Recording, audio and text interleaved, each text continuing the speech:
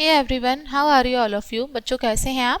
तो चलिए आज हम अपना पाठ नंबर 16 पढ़ेंगे हिंदी व्याकरण में, और हमारे पाठ का नाम है निबंध लेखन यानी कि एसे राइटिंग। चलिए समझते हैं निबंध लेखन होता क्या है।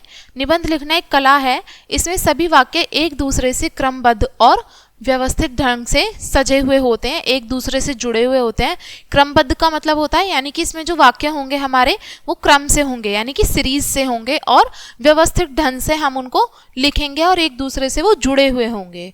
ठीक है, तो ये है हमारा निबंध लिखना। निबंध लिखने के लिए कुछ आवश्यक बातें हैं जो आपको निबंध लिखते समय ध्यान रखनी है। पहला है, वाक्य इसमें छोटे और सरल होने चाहिए। सिंपल और शॉर्ट सेंटेंसेस का हमें यूज करना है वाइल जब भी हम निबंध लिखें, ध्यान रखना है ये। एक वाक्य दूसरे वाक्य से क्रमबद्ध रूप से जुड़ा हुआ होना चाहिए। ऐसा नहीं है कि आपका एक वाक्य कुछ और है, दूसरा वाक्य कुछ और कह रहा है और उनका आपस में कोई संबंध ही नहीं है। यानी कि दोनों वाक्यों का आपस में संबंध होना चाहिए और क्रमबद्ध होने चाहिए। शुद्ध वर्तनी और विराम चिन्हों का प्रयोग होना चाहिए। जो भी आप लिख रहे हो स्पेलिंग वो ठीक ठीक होनी चाहिए, और साथ में विराम चिन्ह जो आप लगा रहे हो वो ठीक जगह लगे होने चाहिए। अगला क्या बोला है, भाषा प्रभावशाली तथा आरंभ व अंत आकर्षक होने चाहिए, यानी कि स्टार्टिंग और एंडिंग बेस्ट होनी चाहिए। ठीक है, तो ये चीजें हैं, जब भी हम निबंध लिखेंगे इन चीजों को ध्यान रखेंगे। अपने पहले निबंध हम पढ़ते हैं। पहला निबंध बोला है स्वतंत्रता दिवस। स्वतंत्रता दिवस हमारा प्रमुख राष्ट्रीय त्योहार है। सैकड़ों वर्षों तक अंग्रेजों की गुलामी सहने के बाद हमारा देश 15 अगस्त 1947 को आजाद हुआ था। यह दिन प्रत्येक भारतवासी के लिए गर्व का दिन है। स्वतंत्रता दिवस पर पूरे देश में सांस्कृतिक कार्यक्रम आयोजित किए जाते हैं। सरकारी कार्यालयों में, दफ्तरों में, विद्यालयों में ध्वजारोहण होता है। ध्वजारोहण यानी कि झंडा फहराया जाता है। इसका मुख्य समारोह दिल्ली में होता है। प्रधानमंत्री लाल किले पर ध्वजारोहण करते हैं और देशवासियों के नाम संदेश देते हैं। इस समारोह का दूरदर्शन पर भी सीधा प्रसारण होता है। डायरेक्ट टीवी में दिखाया जाता है लाइव। किसका? जब लाल किले पर झंडा फहराते हैं, प्रधानमंत्री लोगों को संबोधित करते हैं, तो ये सभी चीजें डायरेक्ट टीवी पर दिखाई जाती हैं। स्थान स्थान पर रंगारंग कार्यक्रमों की प्रस्तुति की जाती है और प्रभात फेरियां भी निकाली जाती हैं। आपने देखा है ना, विद्यालयों के द्वारा नगर प्रभात फेरियां निकालते हैं सुबह को, है ना। और क्या होता है, अलग अलग पर कार्यक्रमों की प्रस्तुति दी जाती है। मतलब सांस्कृतिक जो भी हमारे कार्यक्रम हैं सब दिखाए जाते हैं। स्वतंत्रता दिवस हमें देश प्रेम, एकता व शहीदों के प्रति सच्ची श्रद्धांजलि का संदेश देता है। यह दिन हमें अपनी आज़ादी को बरकरार रखने की याद दिलाता है। ठीक है, तो अब अगला देखते हैं। अगला निबंध दे रखा है कंप्यूटर के ऊपर। कंप्यूटर के बारे में देखें। वर्तमान के युग को विज्ञान का युग माना गया है। वैज्ञानिक आविष्कारों में कंप्यूटर का स्थान सर्वोपरि है। कंप्यूटर की कार्य क्षमता को देखकर इसे यांत्रिक मशीन की संज्ञा दी गई है। कंप्यूटर का आविष्कार चार्ल्स बैबेज ने सन 1946 में किया था। तब से अब तक कई तरह के कंप्यूटर निर्मित हो चुके हैं, बनाए जा चुके हैं। आज के युग में कंप्यूटर का उपयोग कई क्षेत्रों में किया जा रहा है। बैंक में, व्यावसायिक संस्थानों में, रेलवे में, चिकित्सा में, रक्षा में, अंतरिक्ष व औद्योगिक क्षेत्रों में भी कंप्यूटर का प्रयोग किया जा रहा है। शिक्षण संस्थानों में तो कंप्यूटर का महत्व बढ़ता ही जा रहा है। गणित की बड़ी से बड़ी समस्याओं का हल कंप्यूटर पलक झपकते ही कर लेता है।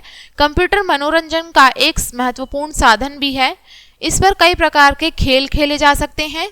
आज कंप्यूटर की उपयोगिता को देखते हुए देश के लगभग सभी विद्यालयों ने इसे पाठ्यक्रम के रूप में शामिल भी किया गया है तथा हर व्यक्ति को इसका प्रशिक्षण देने का प्रयास किया जा रहा है। यानी कि हर किसी व्यक्ति को कंप्यूटर सिखाने का प्रयास भी हम लगातार कर रहे हैं। इसलिए कंप्यूटर आज के मानव की आवश्यकता बन गई है, यानी कि वन ऑफ द इम्पोर्टेंट उनमें से एक है कंप्यूटर। चलिए, कंप्यूटर का निबंध हमने पढ़ा, बहुत सारी चीज़ें सीखी कंप्यूटर के बारे में। आगे देखें, अगला हमारा टॉपिक है, अगला निबंध है वृक्षों का महत्व। पेड़ हमारे लिए क्यों आवश्यक हैं, ये देखेंगे क्यों है। पढ़ते हैं। वृक्ष प्रकृति का अनुपम उपहार है, यानी कि बहुत इंपॉर्टेंट गिफ्ट है जो नेचर ने हमें दे रखा है। मानव आदिकाल से ही अपनी ज़रूरतों के लिए वृक्ष पर निर्भर है। वृक्ष हमारे सच्चे मित्र हैं। ये न केवल प्रकृति को सौंदर्य प्रदान करते हैं बल्कि हमारे द्वारा छोड़ी गई कार्बन डाइऑक्साइड को ग्रहण करके हमें प्राणदायिनी ऑक्सीजन देते हैं, यानी कि जो ऑक्सीजन हमें सांस लेने के लिए, हमारे जीवन के लिए आवश्यक है, हमें वो सारी पेड़ों के द्वारा मिलती है। ये भोजन के रूप में अनाज, फल, फूल तथा अन्य खाद्य सामग्री भी हमें प्रदान करते हैं। वन औषधियों के भी भंडार हैं। इनसे विभिन्न प्रकार की जड़ी बूटियां भी प्राप्त होती हैं। वृक्षों से ही वनों का निर्माण होता है। ठीक है। वृक्ष वर्षा लाने में सहायक होते हैं। ये भू संरक्षण, भूस्खलन और मिट्टी के कटाव को भी रोकते हैं। ये पर्यावरण प्रदूषण रोकने में भी हमारी सहायता करते हैं। वृक्ष पॉल्यूशन को भी कंट्रोल करते हैं क्योंकि कार्बन डाइऑक्साइड ये सोख लेते हैं। आज वृक्षों को काटकर उद्योग धंधे और नगर बसाए जा रहे हैं, जिसके कारण प्रदूषण बढ़ता ही जा रहा है। वन हमारे जीवन का अभिन्न अंग है। इनकी रक्षा करना हम सबका परम कर्तव्य है। सरकार ने वनों की रक्षा के लिए वन महोत्सव कार्यक्रम भी शुरू किए हैं। हमें भी वृक्षारोपण करना चाहिए। वृक्षारोपण करने के साथ साथ हमें लगाए गए वृक्षों की उचित देखभाल भी करनी चाहिए, यानी कि जो भी हम पेड़ लगा रहे हैं, सिर्फ पेड़ लगाना ही काफ़ी नहीं है, उनकी देखभाल की भी हमें करनी चाहिए। ठीक है।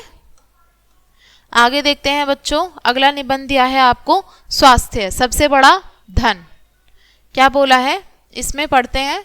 दुनिया में स्वास्थ्य से बढ़कर कोई चीज नहीं है। कहा जाता है कि स्वास्थ्य शरीर में ही स्वस्थ मस्तिष्क का निवास होता है और मन की प्रसन्नता के लिए शरीर का स्वस्थ होना भी अत्यंत आवश्यक है। स्वस्थ रहने के लिए सबसे आवश्यक है सफाई।